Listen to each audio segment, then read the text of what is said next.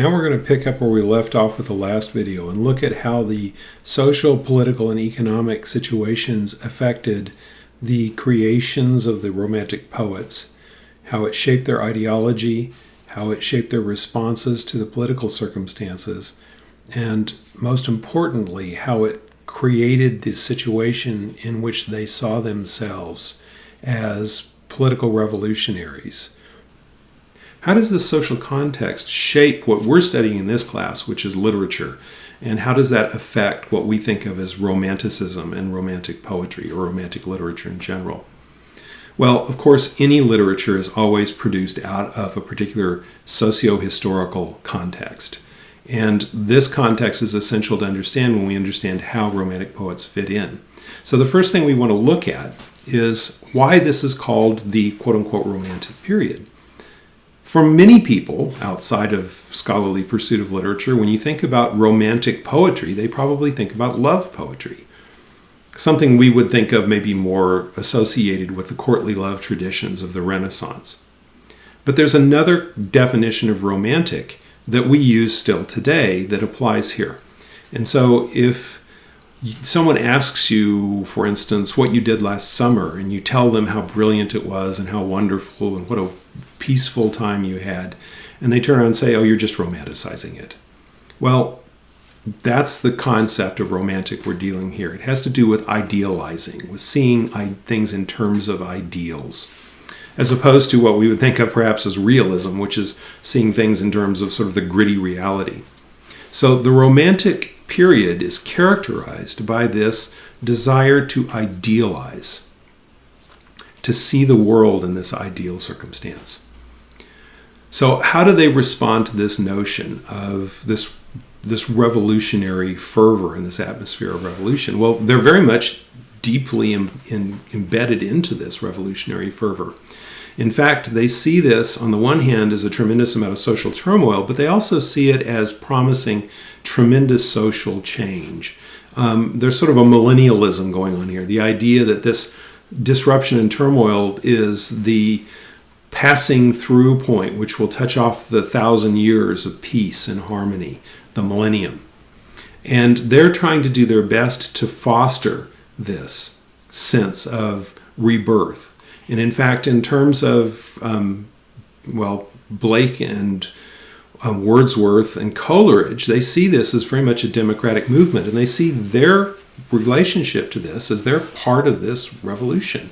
They're writing the literature of revolution and promoting democratic ideals. Now, the political influences they work with, for Blake directly, will be William Godwin and Mary Wollstonecraft. Blake was part of the Godwin Circle. In 1793, William Godwin had published an inquiry concerning political justice, in which he suggested that one of the problems of modern society is the institutions that people have created. And the institutions are actually enslaving people's minds, and so they're incapable of actual freedom. And William Godwin and Mary Wollstonecraft, in fact, threw off those institutions like the traditional church and its precepts and sacraments like marriage. They believed in free love. They believed that marriage was an archaic institution that was binding people's minds, something Blake would call the mind-forged manacles when we see his poem London. And so they were very much about establishing a new society, a new order free from the restrictive institutions that had limited people in the past. Interestingly enough, William Godwin's belief in free love worked perfectly well for him, but he wasn't quite so sympathetic when his daughter ran off with a married man, Percy Shelley, to Europe. His significant other was Mary Wollstonecraft, who had published A Vindication of the Rights of Man in 1790, following it up by the very famous A Vindication of the Rights of Woman in 1792, which, although it didn't raise the question, it didn't really claim feminine equality, it did raise the question of the education of women and how women were being made subservient and servile by their education. So, following Godwin and Wollstonecraft, the Romantic poets Blake especially, but also others, Wordsworth and Coleridge, believe very much in the perfectibility of human society and the rejection of institutions that had hampered human development. Along with this is a significant change we'll see in the idea of the relationship between humans in the human world and the natural world. So if you had taken Lit 20 and you were familiar with literature leading up to the 18th and 19th centuries and into the 18th century, you would have been familiar with a notion of the cosmos, including humans and nature, as something that needed to be perfected, that God had created it as sort of a raw material, and then humans, using the faculties that God gave them, perfected it. So in Shakespeare's time, the term artificial was a good thing. Being artificial meant that it had been improved over its barbaric or vulgar natural state. So there's this notion that natural was raw and unimproved, and savages were rude, uncivilized people, and human civilization made things better. Well, during the mid-1700s, during the 18th century, and as evidenced in the writings of Jean-Jacques Rousseau in the mid-1700s, there is this shift in how nature and civilization were seen. So nature now becomes sort of a pure, uncorrupted resource being disrupted by humanity and civilization. And the notion of nature that we see today really is being developed during this period. So if I asked you, would you rather have food that's made out of natural ingredients or artificial ingredients? Most people are going to say natural ingredients, of course. But we tend to elevate natural over artificial. And if I asked you to go show me some nature, you might take me to a national forest or a park and show me nature that had not been corrupted by humans, even though you can look right outside the window and see a tree. It's a tree, it's natural, but it was planted by humans, so it's not a natural tree. So this concept of nature as that which has not yet been corrupted by humans is something that takes place during this particular time.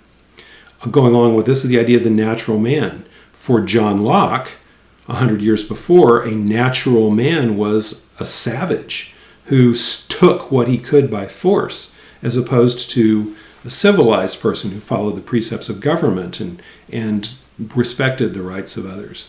Well, according to Rousseau and his followers, the noble savage was far superior to the civilized person because their precepts are natural.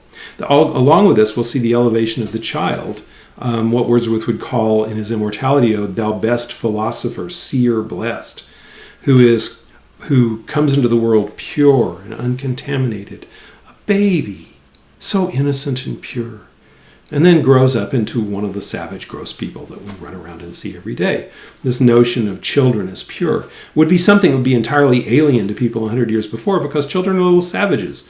They go to the bathroom in their pants. They can't feed themselves. They can't talk. You can't have a meaningful conversation with a child. You have to protect them from everything until they become at least 8 or 9 years old, and then they can become useful human beings with whom you can hold a conversation.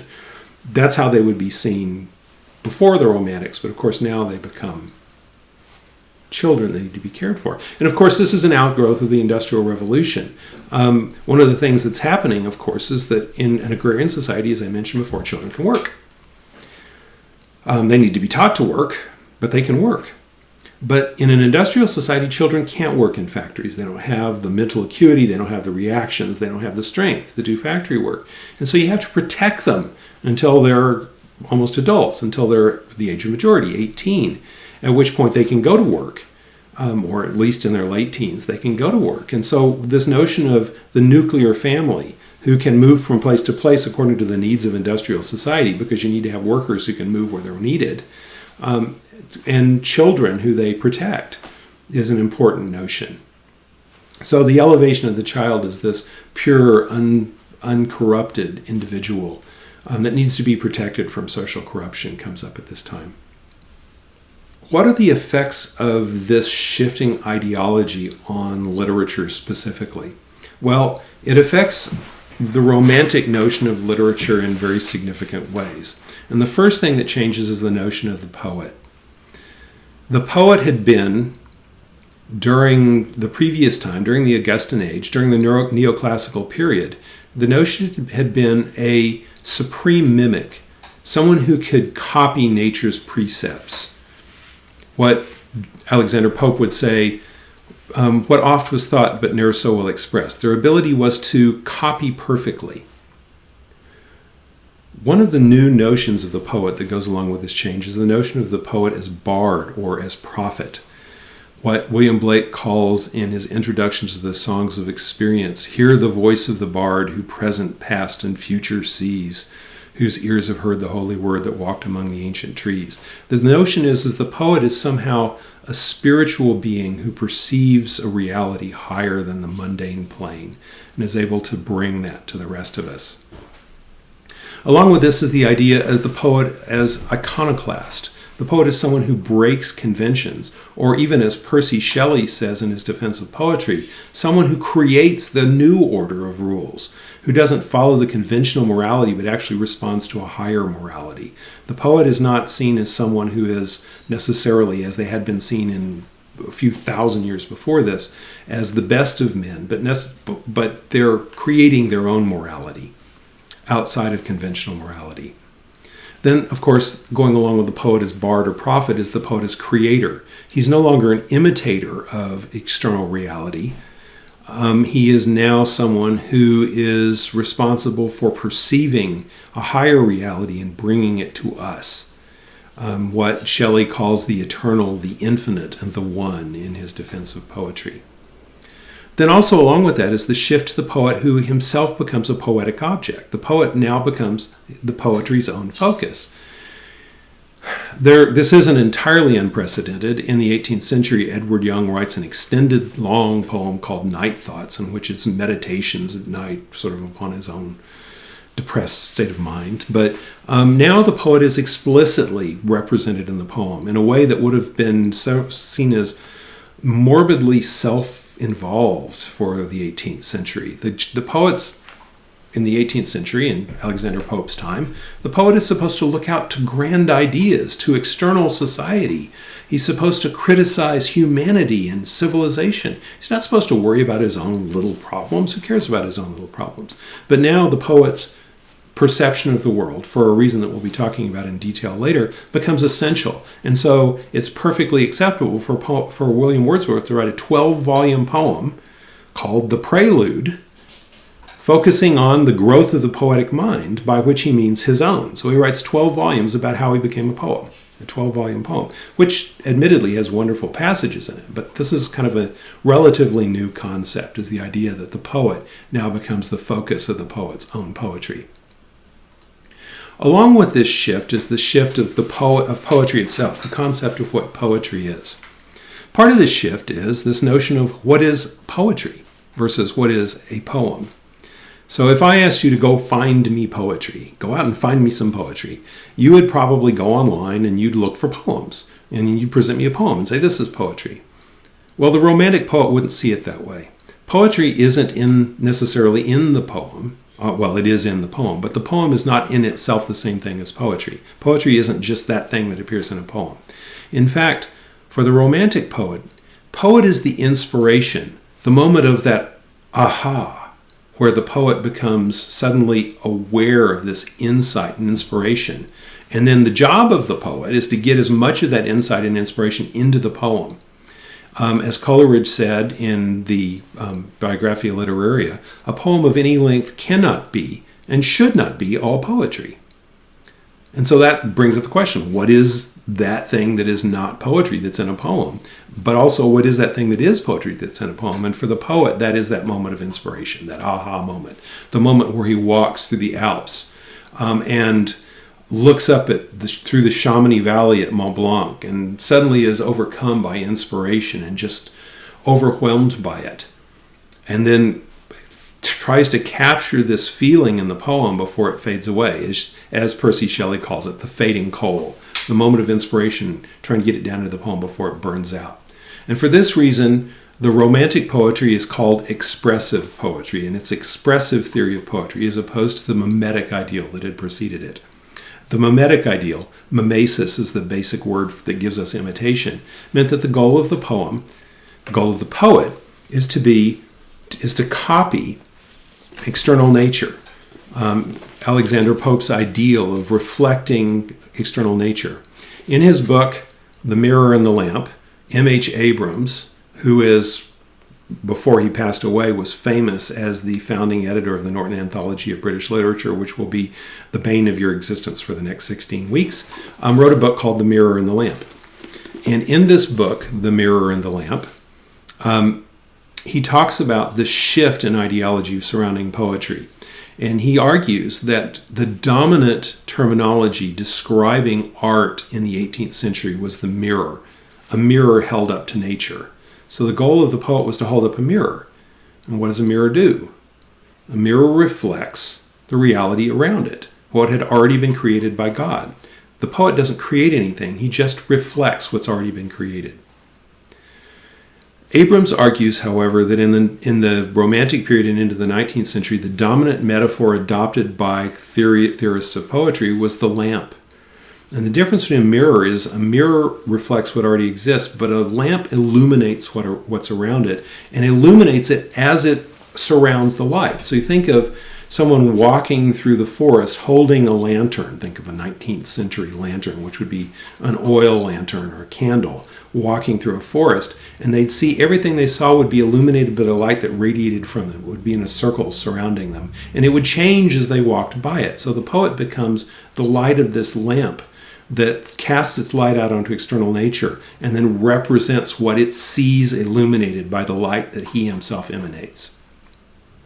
So poetry becomes this poet looking at external nature and ruminating on external nature, being inspired by it, and then reflecting that inspiration in the body of the poem. That's what the romanticism, that's where the idealization of the term romanticism comes from, because this nature has been perfected by the poet's vision.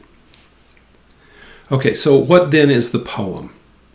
Okay, so there's several changes to how the poem itself is supposed to work. And we'll be looking at this in Samuel Taylor Coleridge's Biographia Literaria in some detail when we get to it.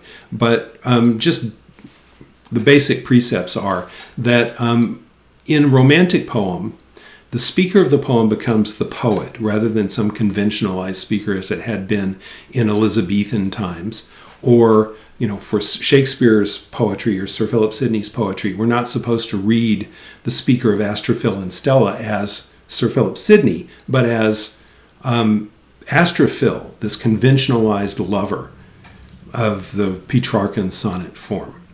But in the romantic poem, we're supposed to, for the most part, with a few exceptions, identify the speaker with the poet.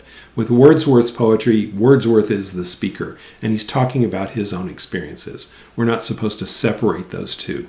Poetry also changes because there's a less emphasis on predetermined forms. Now, predetermined forms like the sonnet or the villanelle still exist. People still write those things.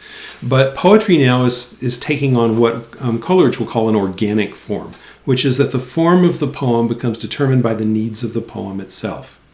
So you'll have the conversation poem, which both Wordsworth and Coleridge are very good at, in which the poem is really, it's a conversation for two reasons. One is because very often it represents a conversation between one person, a speaker, and an unheard auditor, but also because it follows a conversational style. It doesn't follow formal stanzas. So the poem, the form of the poem grows from the need of the poem. That's not to say they're formless. It's that the form of the poem is an organic reflection of what the poem itself is trying to express. Finally, the last element that changes, because poetry is now focused upon this democratic impulse, is that the focus is no longer heroic or elevated. Poetry is not looking at the trauma of kings and princes, or of knights in shining armor going off to find the Holy Grail. It's no longer supposed to be elevated. Famously, Aristotelian tragedy had to be looked at only at people who were elevated because only their problems were worthy of consideration.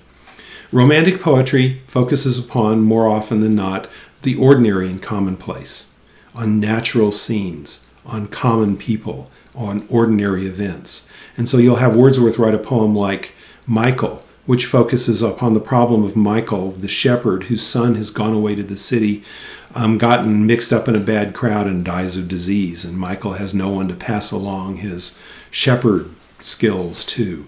Or the solitary reaper, which is the poet walking down a lane and hearing a reaper, a woman who is reaping grain, singing to herself and contemplating the nature of this song.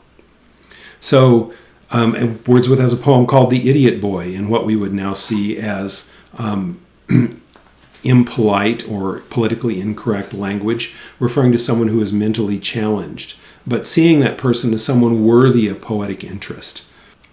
So we'll be looking at those particular poems, and we're going to start by talking about William Blake, and then we're going to work our way through Wordsworth and Coleridge over the next couple of weeks.